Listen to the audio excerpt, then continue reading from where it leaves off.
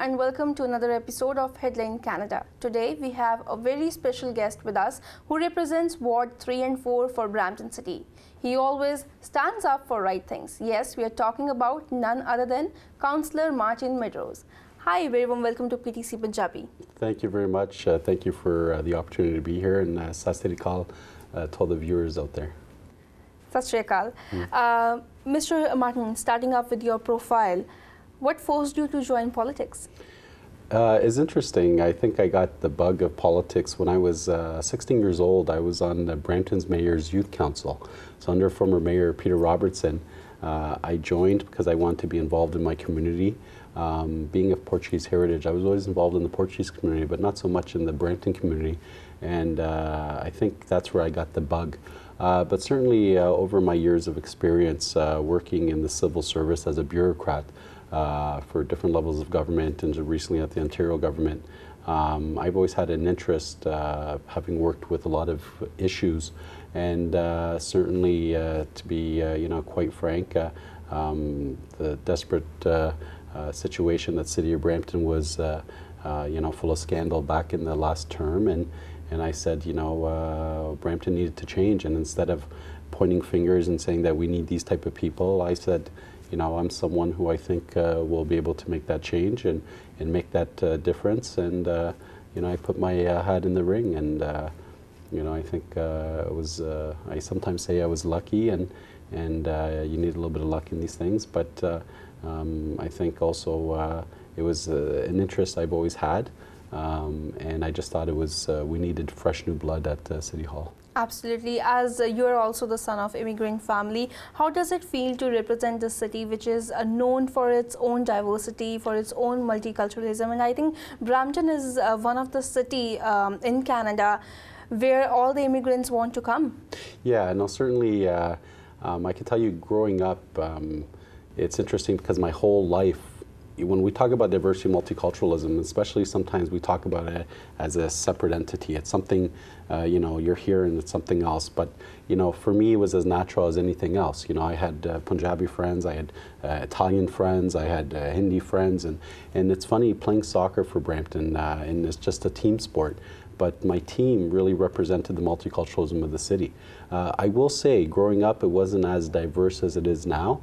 It was predominantly more European immigration, and then after, as I got older, you'd start seeing more South Asians come in, and right now, it's just so beautiful to see our city with all these different cultures, all these different celebrations, all this different opportunity that we have at the City of Brampton.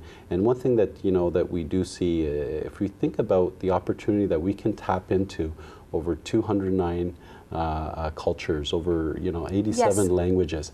It's just remarkable, and it's something that I enjoy, something I'm part of. I'm part of that fabric, and at the end of the day, it's interesting. One of the pleasures I have is my job. I get to go to different community events. I see the different cultures, and I always see a commonality. I always see something that is very common, which is unique. Yes, and being born in Brampton, does it really help to tackle the issues which matter most to the Brampton residents? Certainly, being born and raised, notwithstanding, you do have that sense of pride, and but it's not a blind sense of pride. I'm not someone who goes rah rah. We have the best city in the world.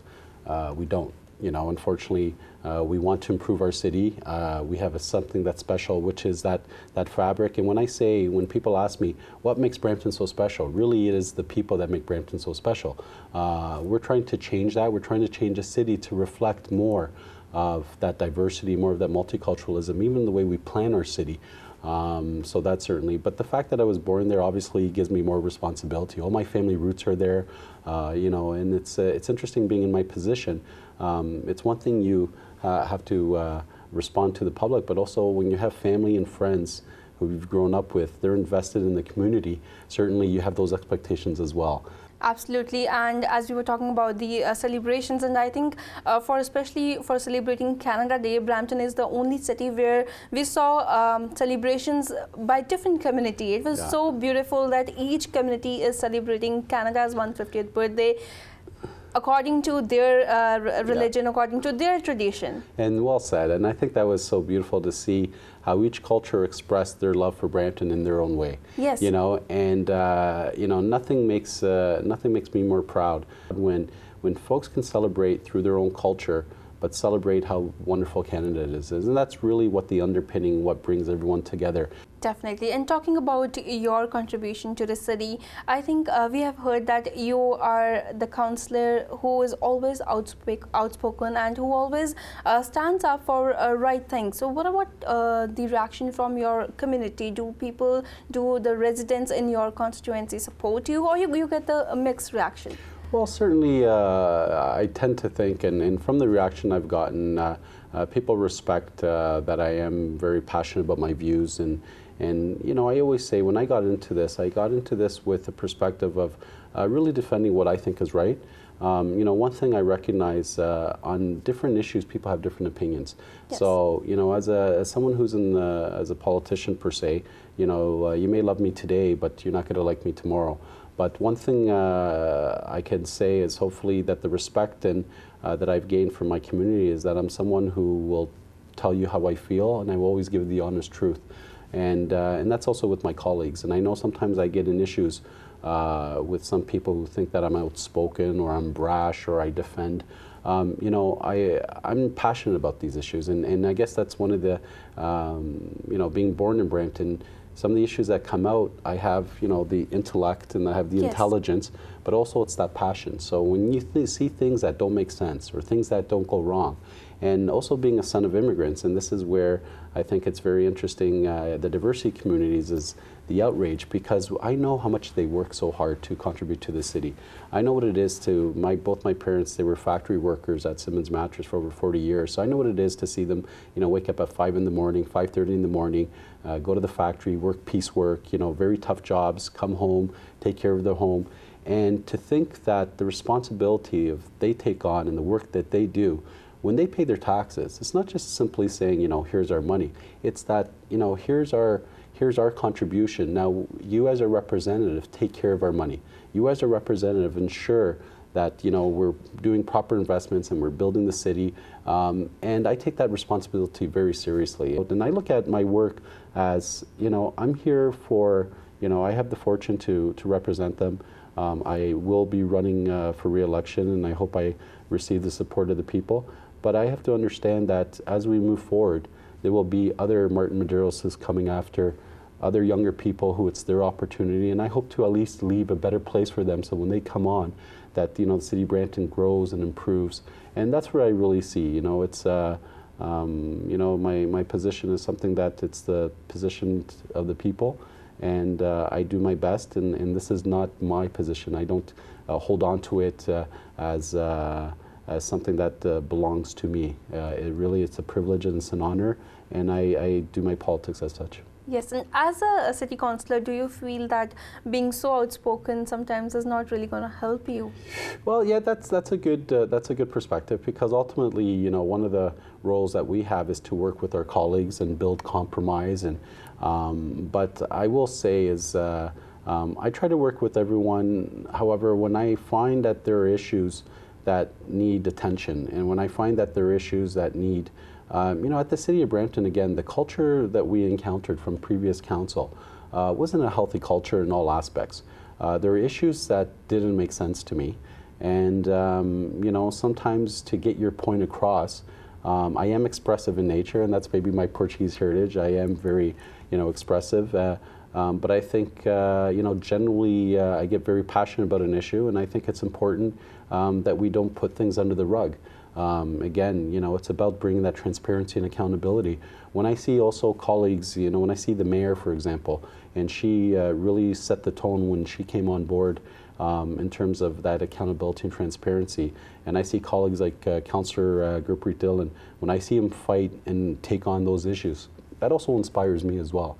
And that makes me, you know, sort of say, you know, we came here for change. I didn't come here to, you know, be in the corner and be quiet. And you know, I work with my colleagues on constructive issues, but when I think there are things that are not correct, you know, I let people know my opinion, and I articulate to the best of my ability. But ultimately, You do want to cooperate, you do want to build that compromise.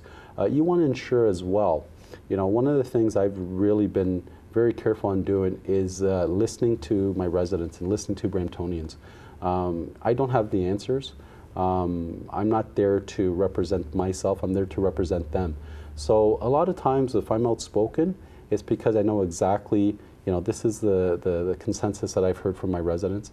When I go out there, when I door knock, when I attend events, people want to know that our finances are good at City Hall. They want to know that our taxpayer, their money is being respected. They want to know that we're making key investments, that we're not spending money foolishly. So when you have, for example, the LRT debate was a good example. To this day, and it's so fascinating, I can't even explain why. LRT, we lost the vote 6-5.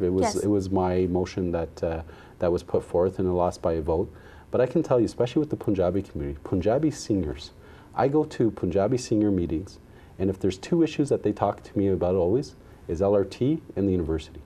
So that to me, and I think I can't underestimate how incredible this is for me, because I will go to everywhere, and some people will raise it, some people will not. And when I speak to Punjabi seniors, who a lot of them, their English maybe not 100%, but when they say LRT, yes, they are so in tune on the issues, and those are my residents.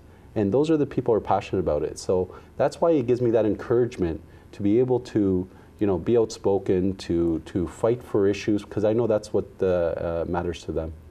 Definitely. I'm really enjoying this conversation with you. We will continue this chat and discuss some issues in Brampton as well, but right after a short break. Welcome back. After the break, we have in conversation with us Councillor Martin Medeiros. Mr. Martin, talking about the Brampton University issue, what do you think, what impact it is going to leave on the city?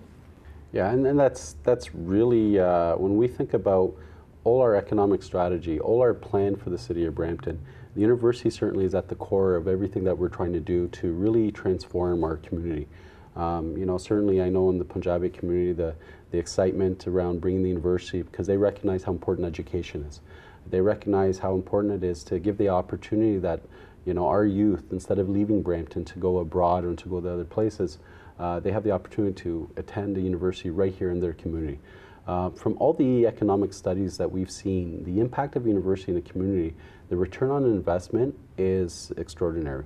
We right now at the city of Brampton, it's still we still don't know exactly the numbers that we're going to start off with. That's what we're waiting for University of Ryerson to work with the province in terms of presenting an application and basically identifying how many students they will start off, because this is a program which is going to grow. The university is going to grow. And then if we talk about our diversity, we have the youngest, most educated population in Canada.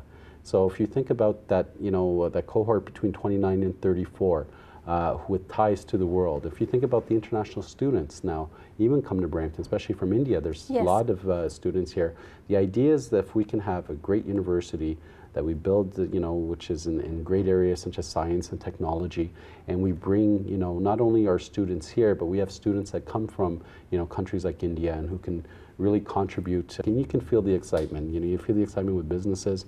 And I'm hoping that as well, notwithstanding the economic impact, you'll start seeing more diversity in our downtown core. And that's something that's lacking. I always say, for example, as a Portuguese, we have a big Portuguese community, but I never see Portuguese people downtown. Yeah. We have a big Punjabi community. Yes. I never see Punjabi people downtown. Yeah. So if you think about having a university that will have a little bit more diversity, bring that, then you'll start seeing our downtown become even more diverse and more, a little bit more worldly, more cosmopolitan, and that's what I'm hoping, more of an urban design. So I think the university is really exciting. Absolutely. And another issue you were talking about before the break was the LRT issue. Yeah. Whenever you go out, meet with seniors, they talk about the LRT issue. I think the motion was presented by you and it didn't pass. Yeah, it lost 6-5. Council made a decision to stop at Steeles. But notwithstanding, and if I think there was an opportunity lost at the city of Brampton historically, I think this is probably the biggest blunder ever in the city's history, because we lost an investment. At the time, it was going to be a fully funded, approximately $220 million invested by the province in the city of Brampton in building this LRT that would connect with the GO station.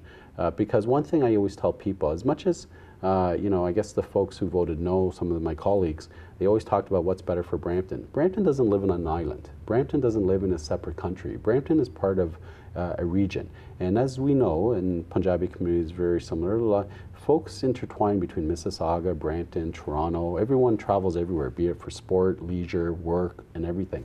So that regional connectivity is so important that someone who gets on be it a bus or be it an LRT, somewhere in Brampton, can get to his work in Toronto, can get to his work in Mississauga.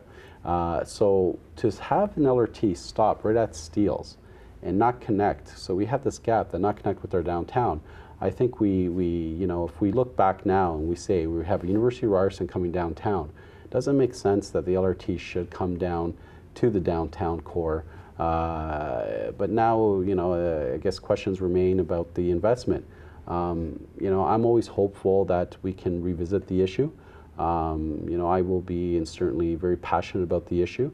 I think with the elections coming next year, that may be a big election issue. Yes. And I expect, folks like Councillor Dillon, I expect the mayor to really be outspoken on this issue. And I myself personally will be very outspoken. And I can tell you when I talked about, the Punjabi singers and I talked about the Punjabi community, I do not go to one Punjabi event, regardless, where people shake their head and say, how do you make that decision? Say no to those millions, because they recognize how important public transit is. They recognize how important it is to urbanize our city.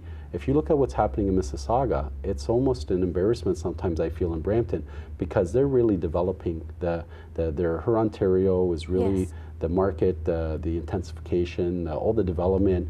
It's a city that's really bustling, and we at the Brampton, we lost an opportunity, but with all the other great initiatives that we have, hopefully we'll be able to revisit LRT, and I hope that people, especially watching now, that they remember this in next election, and they ask, who knocks on their door, what was your position in LRT?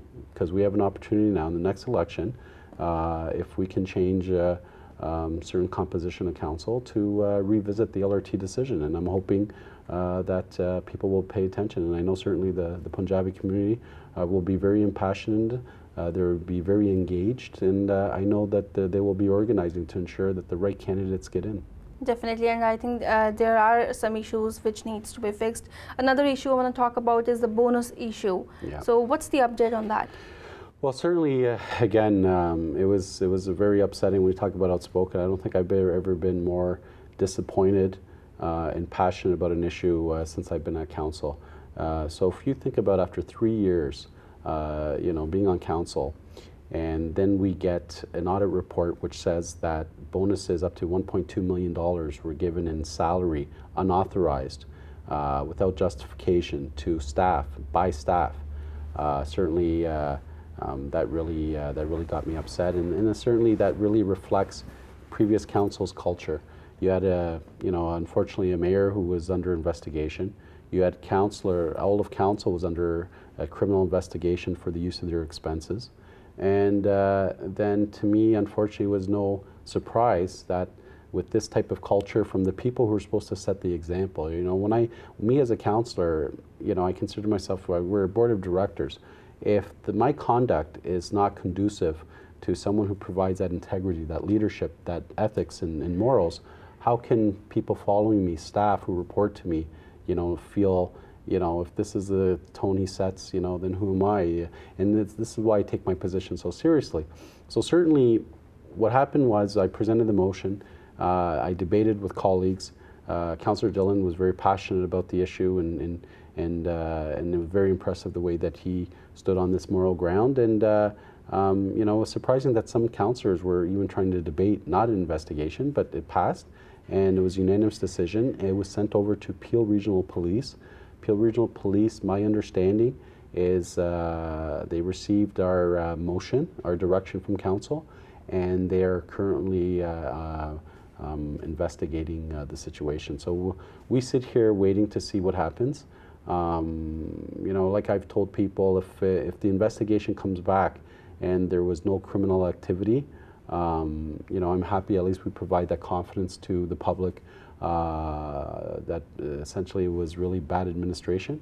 However, if there was criminal activity, if there was basis that Peel Police feel that it contravened the Municipal Act and it contravened the law, then those people have to be accountable and responsible. And so I wait like every other resident to see what ends up happening, but it's right now in the hands of the Peel Police. Absolutely. Also, as we were discussing about how diverse Brampton is, about its multiculturalism, recently there was an issue about the racism in Brampton. Some of the emails were exchanged between the councillor and the residents. Sure. It was a very unfortunate situation. It was, I guess, the original email was from a resident, and I believe one of the councillors, Councillor Spoveri, responded in a way which outlined, I guess, it referred to white society and used those type of words. I categorically oppose any form of discrimination in language and in any way. And I thought that was very irresponsible by a councillor, especially who has had so many years. I respect Councillor Spoveri. I know he's a man with integrity, and he's a man that has provided a lot to Brampton. He's given a lot of service. I do feel he was unfortunate in his use of words in this situation, but I think he had opportunity to retract his statement and provide the apology. There's no room for that type of language at the City of Brampton. There's no room in a city, which we just talked about, at the City of Brampton. And I myself, even to a certain degree, took offense. Because when you think about, as a son of immigrants, he himself, comes from Italy, another country, which, yes. And then you think about our diversity in our community groups. The first thing that hit me, and that was how sad it was, someone who's elected, and he represents an area which is very diverse, a huge South Asian community. How disappointing it is when you have your political leaders, your representatives, make those type of statements. That to me, unfortunately, almost tells me, what exactly, it goes back to speaking when, why am I outspoken and why am I passionate, is basically, I don't have two hats. I don't pretend to be who I'm not. And when you have that responsibility as an elected representative, and also if you know the City of Brampton, if you have passion for the City of Brampton, those are not words that you would use. And I think it was very unfortunate. And, I hope other councillors will denounce this. I categorically denounce this type of statement, and I think he should really take a really hard look on, I know the mayor has talked about doing some training, some cultural training or cultural awareness. I don't know. I do think he needs to provide, an apology to the people, and not just the people that resident, but to all the people of Brampton. And I myself take offense to it, and I hope this was an isolated incident and there's no continuation as we go forward, because there's no place for this in Brampton. And if we're not vigilant, and if we don't denounce this, and then almost by me not saying anything, tacitly I'm accepting it and I'm supporting it. And I want to make myself very clear that I denounce what was said. I do know Councillor Spoveri. I have respect for Councillor Spoveri, what he's contributed to the city, but the words he used has no place at the City of Brampton. And I hope I would never see that again, and I expect my colleagues never to use that type of language. Yeah, and we wish the same. Talking about your involvement in the community, recently we have seen you attending so many community events. Yeah, I always tell people it's interesting because people often say, you're one of the most hardworking councillors. I see you at events and so on. When people take time to invite me to an event, that means they were thinking about me. That means, be it me or be it my title, and that's part of, my role, the responsibility I have to represent the corporation, the City of Brampton, and Peel Region as a regional councillor. I take that role very seriously, and when people invite me, I take it very seriously, and I'm there to provide that support whenever I can. Definitely, and I think the community is always there to support you, and even we are very lucky to have you as our city councillor. It was really a pleasure interviewing you. Thank you so much for joining us. Thank you very much, and I just say to, again, to the Punjabi community, and thank you for everything that you've contributed to the city of Brampton. And I've also been enriched in this last couple of years. So many friends that I've made, so many opportunity to learn more about the culture, and you know, I feel sometimes I'm, you know, as close as I can get to the community as and I'm really honored for that, and thank you for welcoming me into their homes and welcoming me into their hearts. Thank you so much. Thank you.